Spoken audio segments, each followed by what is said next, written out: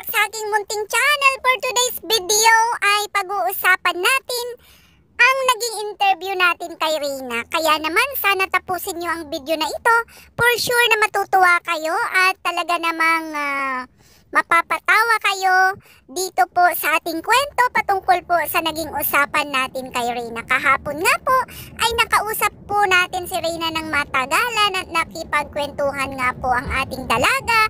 At nandyan po yung ating naitanong ang kanyang mga nakaraan, lalo na po dito kay Papa P at kay Papa D.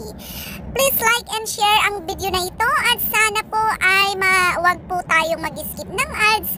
At sa mga bago nating subscribers, maraming salamat po. Sana pakipindot po ang notification bell upang sama-sama po natin na sundan ang kwento ng buhay ni Reyna sa ating mga sponsors, mga individual viewers, supporters, at iba't ibang kumbaga ay senior citizens natin. Mega love shoutout po sa ating lahat. Yun, nakausap nga po natin si Reyna at tinanong po natin kung sino nga po ba ang kanyang kuya na pipiliin kung sakaling pupunta sila ito sa Hong Kong.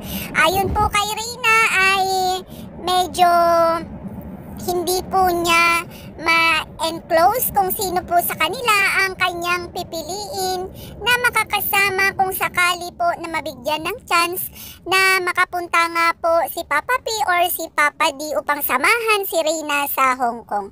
Sa inyong palagay, ano po ba ang sagot ni Reyna? Dahil po kung tinatanong po natin si Papa P ay sinasabi po niya na masaya siya na sana nga daw po ay makasama si Papa P, at kung tatanungin naman natin patungkol kay Papa D ay ganun din po ang kanyang isinasagot. So sa inyong palagay, sino po ba ang karapat-dapat na makakasama ni Princess Reyna kung sakaling mabigyan po ito ng chance na makasama doon sa Hong Kong nga po na pupuntahan ni Reyna?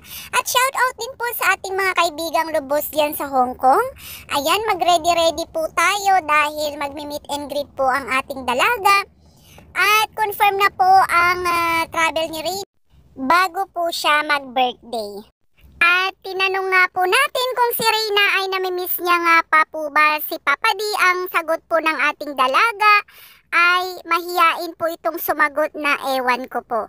At syempre po ang ating dalaga ay mahiyain na at tinanong din po natin kung ano po ang kanilang sikreto ni Papa D, bakit hindi niya ito makalimutan. At ang tanong po, ang sagot po ni Reyna ay nananatiling secret. Yan po ang sagot niya. Maraming salamat and God bless.